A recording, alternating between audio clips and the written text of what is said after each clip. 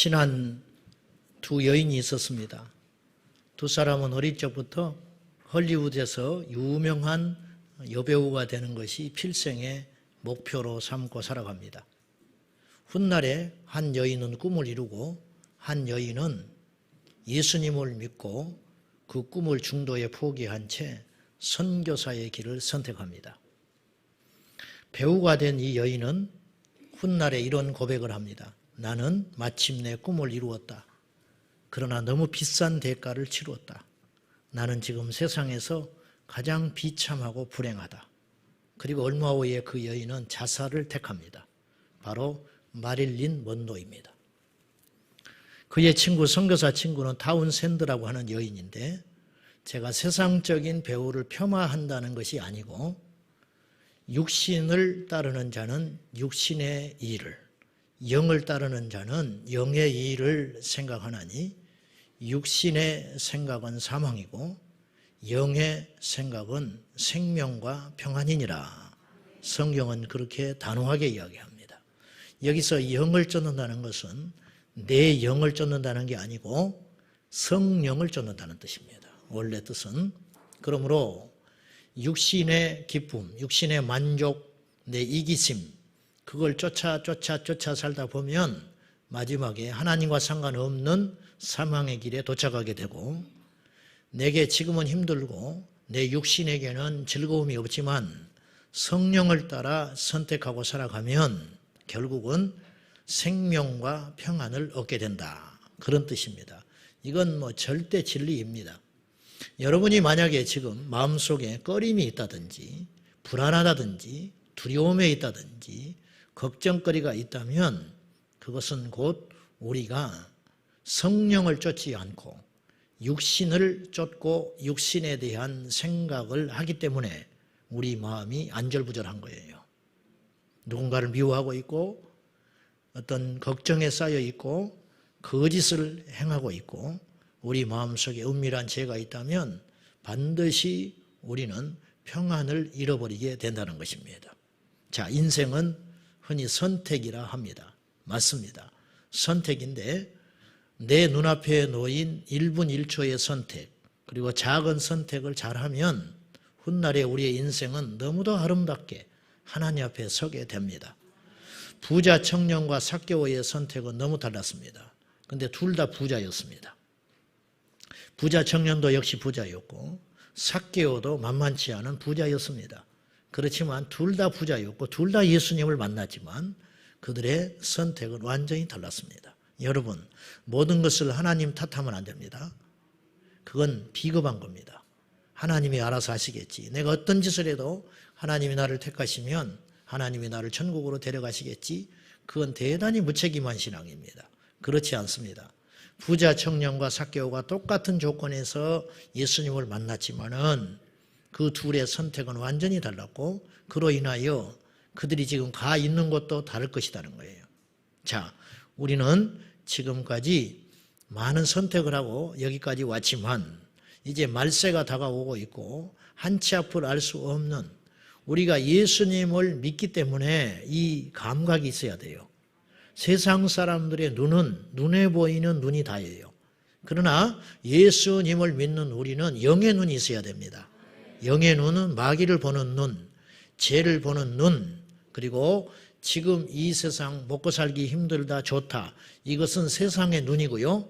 그 눈이 아니라 앞으로 펼쳐질 영적인 세계는, 앞으로 우리 신앙인들은 어떠한 미래를 살아가게 될 것인가에 대한 영적 대비의 눈, 이것이 성령의 은혜 안에서 우리가 가져야 할 눈인데요. 이 눈을 갖게 된 우리는 분명히 선택도 달라야 한다는 거예요. 앞으로 이제 중요한 일들이 많이 나타납니다. 위급한 일들이, 우리의 영적인 숨통을 끊으려고 하는 사탄의 책략들이 수백, 수천, 수십 년 동안 은밀히 자행되던 일들이 이제는 적그리스도의 출현과 함께 구체적으로 우리의 숨통을 끊으려고 나타나게 될 것입니다. 그러한 일들이 우리 시대에 나타날 수도 있고요. 우리 자녀의 시대에 나타날 수도 있습니다. 분명히 저는 그런 날이 지금 눈앞에 이르렀다고 생각해요. 그러면 우리는 너무도 중요한 선택을 해야 할 기로에 서 있다는 것입니다. 자, 우리가 어떤 것을 선택할 것인가? 오늘 본문은 우리에게 이렇게 경고합니다. 범사에 모든 일에 헤아려 생각해 보고 좋은 것을 취하라. 범사에 모든 일에 생각을 깊이 해서 좋은 것을 선택해라. 그렇게 이야기합니다. 첫째, 무엇이 좋은 것이냐? 악이 아닌 선을 택해야 합니다. 그래서 22절, 악은 어떤 모양이라도 버리라. 어느 정도 우리가 악을 멀리해야 되느냐? 모양도 취하지 마라. 흉내도 내지 마라. 아이들이 담배 피우는 흉내를 내요. 연필을 손에 넣고 이런 것도 하지 말라는. 예를 들면 흉내도 내지 말고 근처에도 가지 말고 생각도 품지 말아라. 이것이 바로 악을 모양이라도 버리는 겁니다. 우리는 끊임없이 이 악에 노출되어 살아갑니다. 꿈에서도 악이 들어와요. 옛날에는 PC를 켜야만 했어요. 그러나 지금은 손안에 PC가 들어와 있습니다. 맘만 먹으면 24시간 우리의 생각 속에 들어옵니다. 영국 텔레그래프지는 성적 상상을 하루 중에 얼마나 하는가 이 조사를 해봤는데 사람마다 좀 차이가 있겠습니다만은 18살에서 25살 그 나이의 사람들을 표본 조사해 봤는데 남자는 약 하루에 성적 상상을 18번 한다는 거예요. 그래서 평생 약 8,000번의 성적인 상상을 하고 16시간 정도의 시간을 할애해야 한대요. 여자는 조금 적었는데요. 하루에 약 10번 정도 성적 상상을 한다는 거예요. 그래서 평생에 걸쳐서 약 5,000번, 시간으로 따지면 9시간 정도 성적 일탈 생각을 하다가 인생이 마감된다. 그런 말이에요. 제가 제자 훈련을 할 때 예전에 오래전 일입니다. 중년의 남자 집사님들, 중직자들과 몇 분과 함께 이제 제자 훈련을 하다가 이 주제가 나왔어요. 죄에 대해서 이야기를 하면서 제가 깜짝 놀랐어요. 나는 젊은 사람들만 그런 줄 알았어요. 그런데 이제 제자 훈련을 하다 보니까 우리가 이제 관계가 형성이 됐으니까 이제 다 흉어모를 나누고 있을 텐데 나이 드신 집사님들도 자기들도 지금도 잘못된 성적 상상을 한다고 그러시더라고요. 그러면서 이제 우리가 씁쓸하게 웃었습니다. 그렇습니다. 우리는 누구도 장담할 수 없습니다. 제가 누차 말하지만은 300대 29대 1의 원리를 기억하고 살아라. 1920년대 미국 보험사 직원이었던 하일리히가 보험사 사고 배상을 처리를 해가면서 깨닫게 된 원리예요. 한 번의 인사사고가 났을 때 사람이 죽었을 때 약 29번의 경미한 교통사고가 반드시 있더라는 거예요. 조사를 해보니까 대략. 그리고 29번의 경미한 접촉사고가 일어날 때 약 300번의 위반이 있더라는 거예요. 엘리베이터가 300번 소리를 내면 삐그덕삐그덕 소리를 내면 29번 정도는 쓴다든지 문이 안 열린다든지 하는 거예요. 그때 고치지 않으면 엘리베이터에서 낙상사고가 일어납니다. 한 번. 죄도 마찬가지. 제가 아담이 에덴 동산에서 실패했던 그것을 한번 적용을 해볼게요. 선악과에 가서 선악과를 한번 범했지요. 이 한 번이 범해지기 위해서 약 29번의 뱀과의 대화가 있었을 거예요. 그리고 300번 정도 선악과 아래에 머무는 시간이 있었어요. 갈 때마다 뱀을 만나지는 않았을 거예요. 300번 정도 선악과 나무 아래 가서 머무르다 보니까 29번 뱀과 만나게 되고 뱀의 유혹에 한 번에 넘어가지는 않았습니다. 29번 접촉을 하다 보니까 어느 날 그걸 이기지를 못하고 본능에 의해서 선악과를 범해버리는 일이 벌어졌다는 거예요. 어떤 사람이 어떤 무시무시한 죄를 지었다 할 때는 그날 아침에 갑자기 짓는 죄는 아니라고 생각해요. 우발적으로 죽인 죄는 없어요. 수없이 생각하고 연습하고 나서 결행하는 것이지요. 오늘날은 교회 밖에서만 이러한 죄들이 일어나는 건 아닙니다. 에덴 동산 선악과 아래에서도 죄가 버젓이 일어났듯이 오늘날 목회 현장에서 교회 안에서도 이런 죄들이 벌어지고 있다는 슬픈 현실, 우리가 인정할 수밖에 없습니다. 최근에 또 가슴 아픈 사건이 일어났습니다. 20대 꽃다운 여인이 교회 건물에서 자결을 했어요.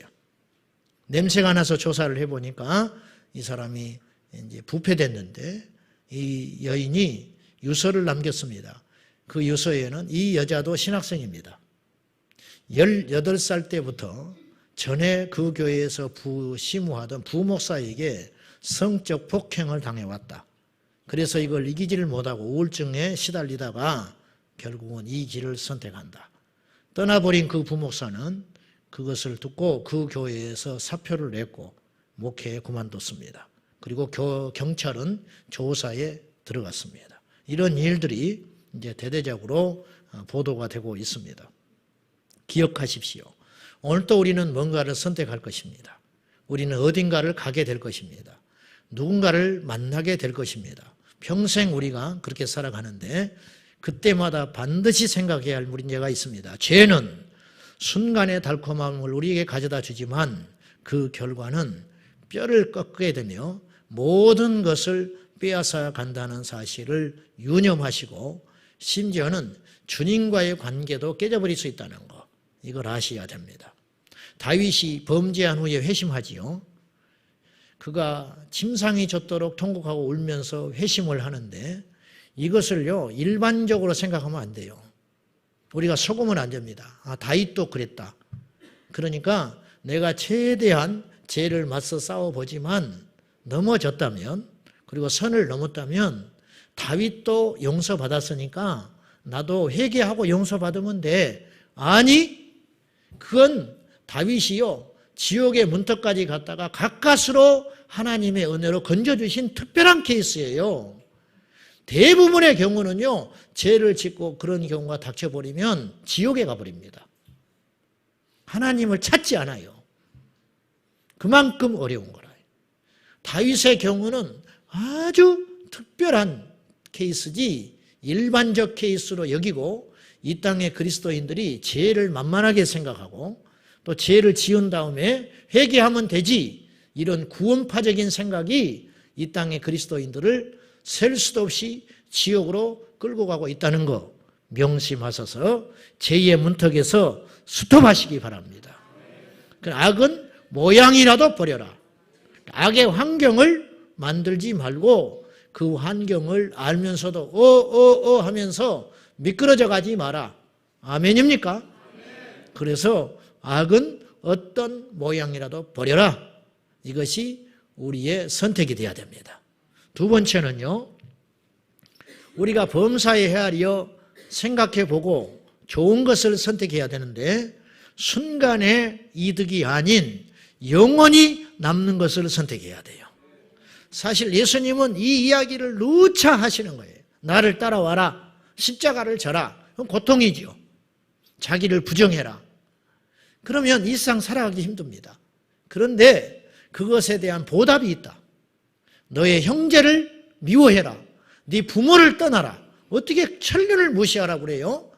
그것을, 그런 엄청난 대가를 치른다면 그에 상응한 못지 않는 보상이 있어야 되는데 그 보상이 뭐냐? 영생이라는 거예요.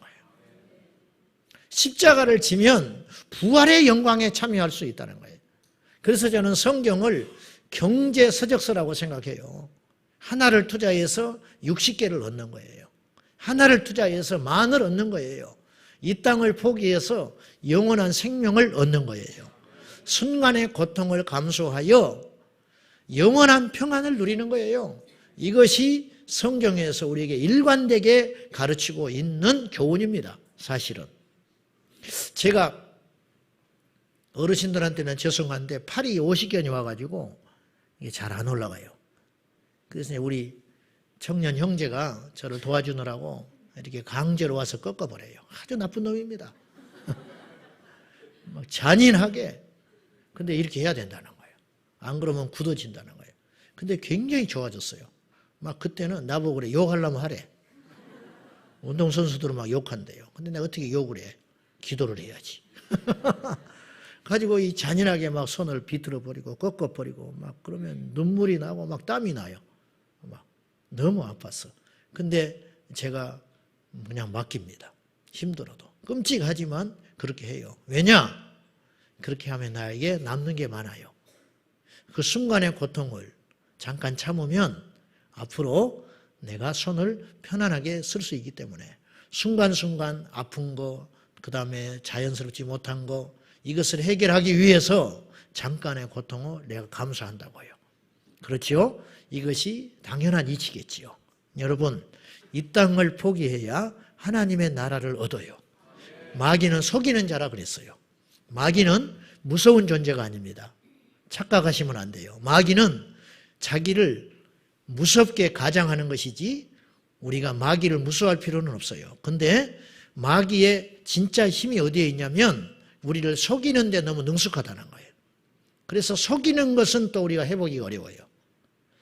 마귀는 무서운 존재가 아니고 영적 사기꾼이다. 이 땅을 취하여 순간을 취하여 영원한 것을 포기하게 만드는 존재. 왜 그러냐? 자기가 그랬거든요. 원래 천사장으로 지음 받아가지고 영원한 영광과 찬송을 하나님께 돌려드리는 존귀한 자로 지음 받았는데 마귀는 순간의 유혹을 이기지 못하여 그가 스스로 멸망의 길을 자초한 사람이에요. 자초한 존재예요. 그렇기 때문에 우리 인간들도 그렇게 살기를 원하는 거예요. 자기 편을 만들기 위해서. 그래서 우리를 속이고 있는 겁니다. 사실은 눈에 보이는 것들은 영원하지 않는 것이 대부분입니다. 건물, 대단한 인기 연예인, 유력한 정치인들, 큰 부자들, 이게 눈에 보이잖아요. 이게 영원할 것 같습니까? 그렇지 않습니다. 언젠가는 죽고요. 언젠가는 망하게 되고요. 언젠가는 그 건물도 허물어지게 되는 거예요. 절대 영원하지 않아요. 속으면 안 돼요. 우리는 순간을 포기하고 영원을 선택해야 됩니다. 이 땅의 잠깐의 평안과 기쁨과 만족함과 명예를 얻기 위하여 예수를 버리지 말라. 이것이 오늘 성령께서 우리에게 주시는 경고입니다. 자, 누가복음 14장 27절 말씀 시작. 누구든지 자기 십자가를 지고 나를 따르지 않는 자도 능히 내 제자가 되지 못하리라. 이 말씀을 하신 다음에 예수님께서 이런 비유를 들었습니다. 이게 연결을 시켜봐야 돼요. 연결. 자, 누구든지 자기 십자가를 지지 않고 나를 따르지 않는 자는 내 제자가 되지 못한다. 그러면 예수님의 제자가 되기 위해서 십자가를 지고 포기하라는 뜻인데 예수님의 제자가 되어서 좋은 게 뭐냐는 거예요. 그러면 그렇잖아요. 그걸 우리가 알아야 예수님의 제자가 될 거 아닙니까? 그것에 대한 비유로 예수님이 이렇게 말하셔요. 연결해서. 자, 너희 중에 누가 망대를 지으려고 할 때 그 비용을 계산하지 않겠냐? 높은 망대를 지을 때 적을 지키기 위해서 망대를 지을 때 계산하지. 예, 그렇지요. 그렇지 않고 돈이 적은데 망대를 짓겠다고 섣불리 시작했다가 기초만 닦고 망대를 짓지 못하면 지나가는 사람들이 얼마나 비웃겠냐. 저런 바보 멍충이가 있는가. 돈도 없으면서 왜 시작했대? 그때는 어디 가서 대출도 못하는 세상이니까. 그럴 거 아니냐. 다 공감하는 이야기죠. 여기서 무슨 이야기를 주님이 하시려고 하냐면 비용을 계산해 보라는 거예요. 계산해 봐라. 너희가 생각해 봐. 십자가를 지고 나를 따르는 것이 이득이 되는지 아니면 순간의 즐거움과 쾌락을 위해서 십자가를 지지 않고 내 마음대로 살다가 나중에 끔찍한 지옥불에 도착하든지 너희들이 생각해 보면 답이 나올 거야. 여러분, 목회하는 거 위로할 필요 없습니다. 일부 찬양대 하는 거 위로해야 되지만 위로받지 마세요. 엄밀히 따지면 위로받을 필요 없어요. 그래 안 그래요? 그죠? 뭐하러 위로받아? 이게 하나님의 영광을 위한 것인데.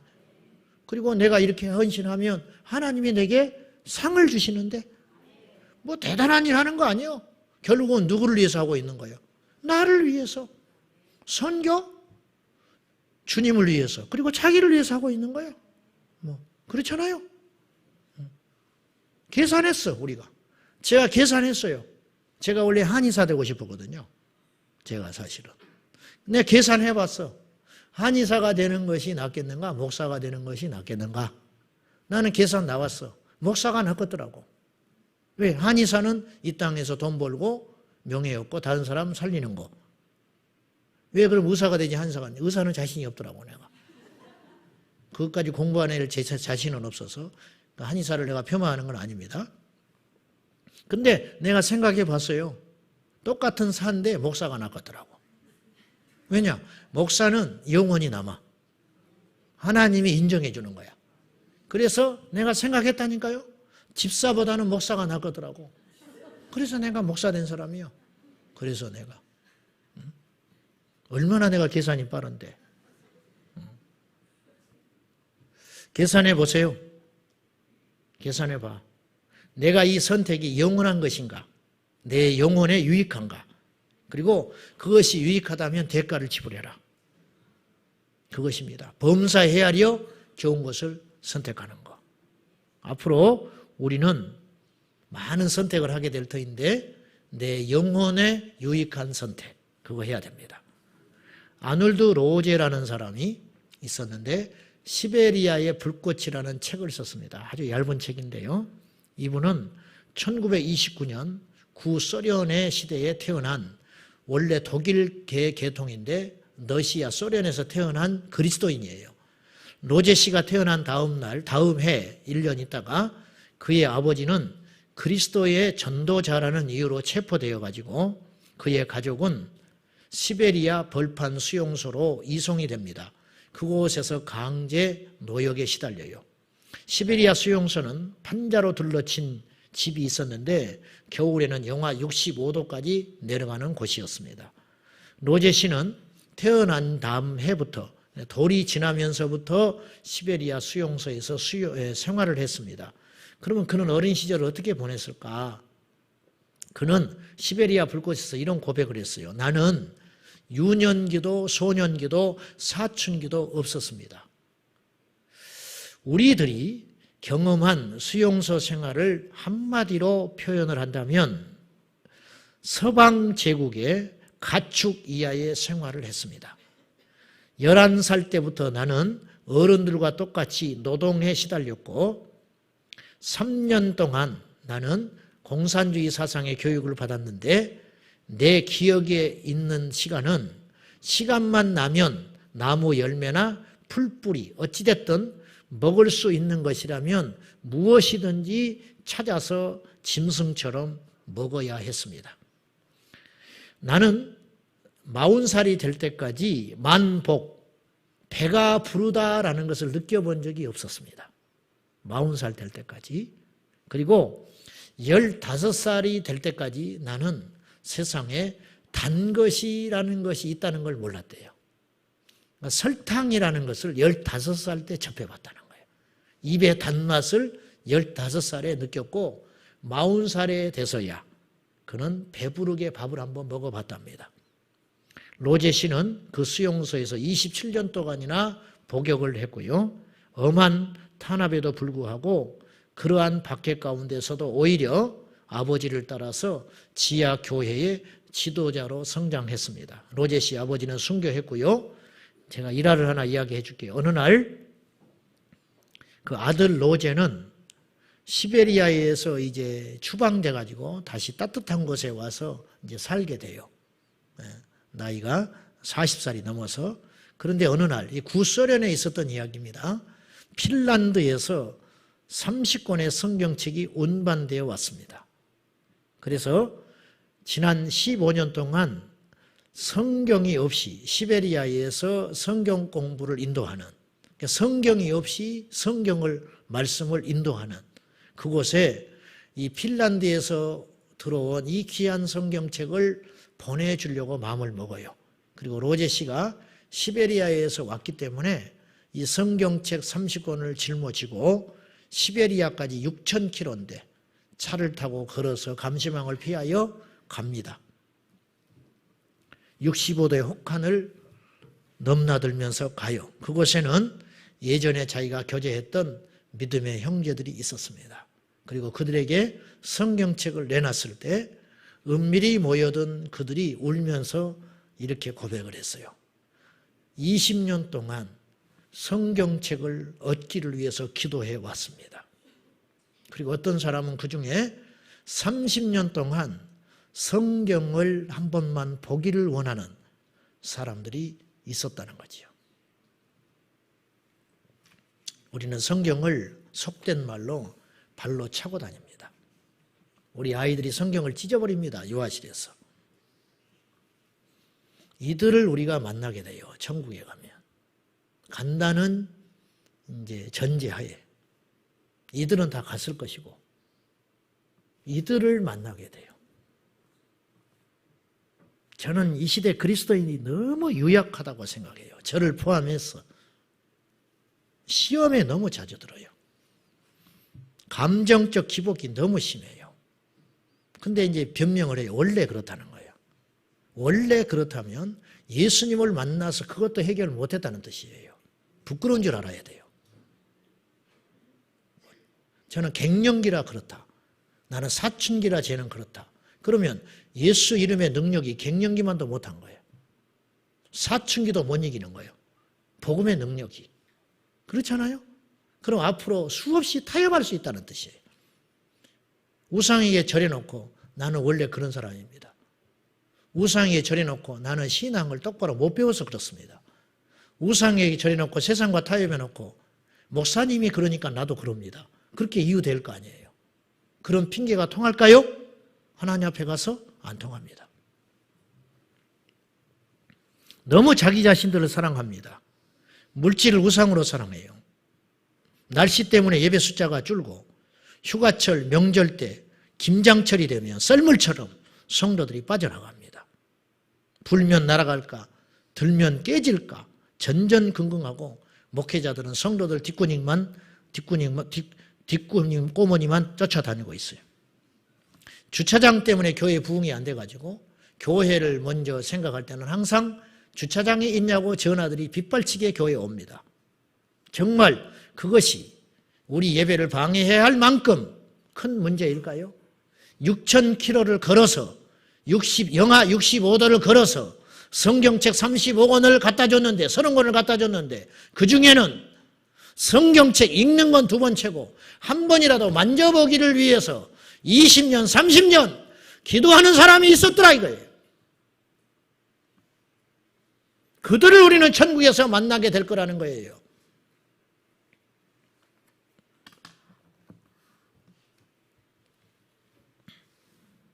앞으로 우리에게는 선택할 길이 많지 않아요. 생각보다. 우리는 죽게 될 겁니다. 저와 여러분은 반드시 죽습니다. 죽는데 죽는 방법이 여러 가지가 있을 수 있어요. 자연사 할 수 있고 사고 나서 죽을 수 있고 병 걸려서 죽을 수 있고 아니면 다행스럽게 다행인지 불행인지는 모르나 예수님이 오실 때 살아서 주님을 만날지도 모르겠습니다. 그러니까 우리는 둘 중에 하나예요. 살아서 예수님 만나든지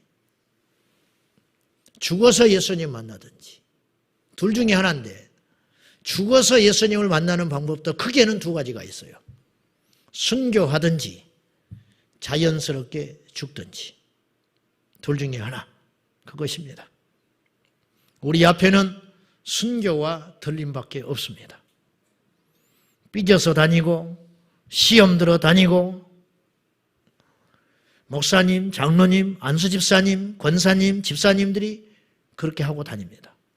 그러면서 찬송은 뭐라고 부르냐면 십자가를 내가 지겠다고 찬송하고 마라나타 주 예수여 어서 오시옵소서 막 핏대를 세우면서 찬송합니다. 진짜 와버리면 어떡하려고. 주 예수여 오시옵소서 진짜 오셔버렸어. 근데 못 올라가. 자격이 안 돼서 입만 찬송을 했지. 어떻게 할 거예요? 그 찬송 함부로 할 찬송 아니요. 사실은 진짜 오시면 어떡하려고. 자신 있어요 그렇게? 주일 아침부터 너무 내가 세게 이야기하나? 강남에 있는 부자들은 그 찬송 안 한다잖아. 오실까 봐. 내게 있는 것을 모든 걸 바친다고 찬송 못 한대요. 가진 게 많아서. 십자가를 져야 합니다. 목사가 죽어야 교회가 살고, 부모가 죽어야 자식이 살고, 남편이 죽어야 아내가 살고, 아내가 죽어야 남편이 살아요.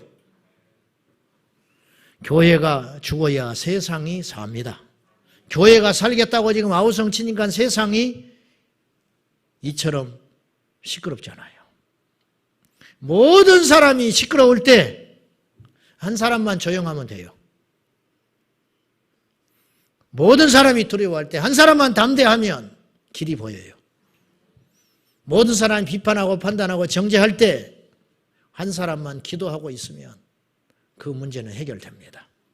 그 한 사람. 십자가에서 자기 정욕과 욕심이 완전히 죽어버린 예수를 만난 그 한 사람. 그 한 사람이 저와 여러분 되시기를 바랍니다. 사랑하는 여러분, 우리가 뜻을 정하면 하나님이 이루십니다. 하나님을 가까이 하라. 성경에는 원리가 있어요. 하나님을 가까이 하라. 그리하면 여호와께서 너를 가까이 하시리라. 그래서요, 우리가 먼저 하나님을 찾아야 돼요. 그 하나님 우리를 만나주세요.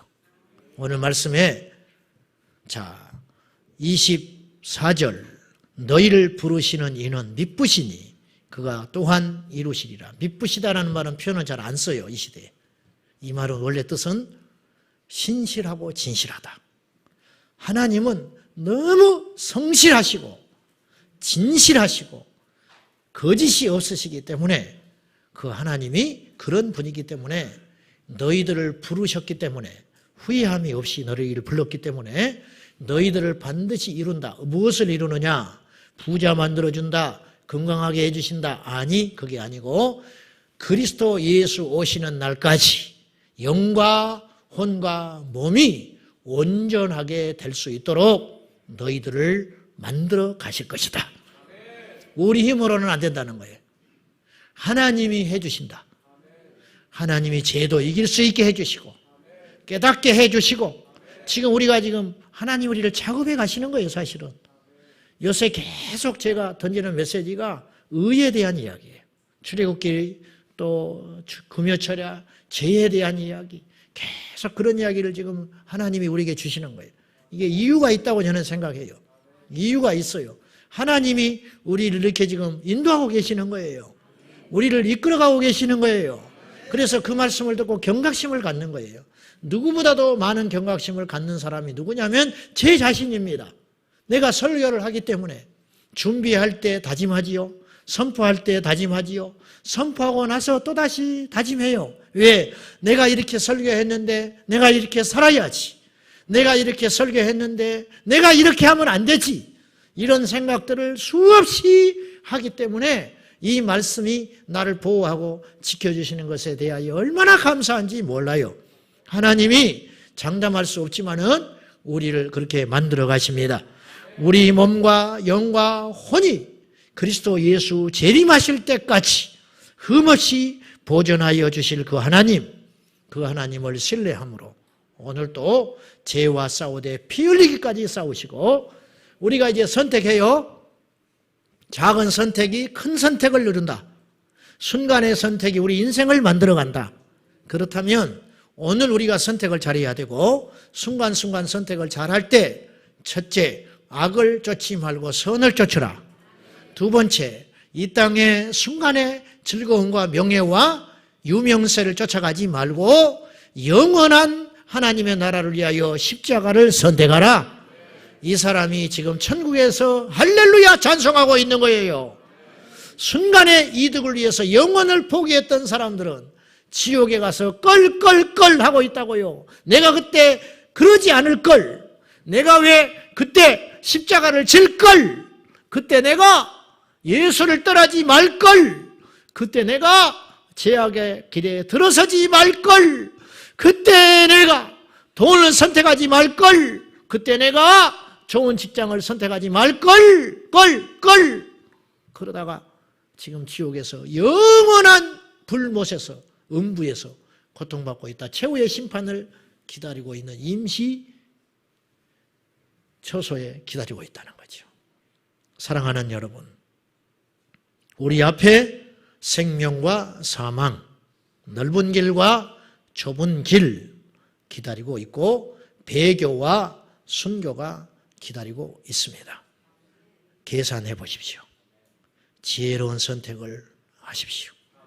자랑할 것도 없고 핑계댈 것도 없고 주변 돌아볼 이유도 없고 죽겠다고 할 필요도 없고 대단한 거 결정했다고 말할 필요도 없습니다. 나를 위해서 하는 것이니까. 기도하겠습니다. 하나님이여, 오늘도 우리는 수많은 선택을 하며 살아왔고 지금도 선택을 해야 되며 앞으로도 선택해야 합니다. 주여, 계산해 보겠습니다. 무엇이 진정 내 영혼에 유익한 것인지, 무엇이 진정 나에게 영원한 것인지 끊임없이 계산하며 고민하며 좁은 문을 향하여 걸어가겠습니다. 십자가를 지겠습니다. 고통은 잠깐이요 하나님이신 평안은 영원한 것이니 그 길을 가겠습니다. 주여 도와주시옵소서. 예수님의 이름으로 기도하옵나이다. 아멘.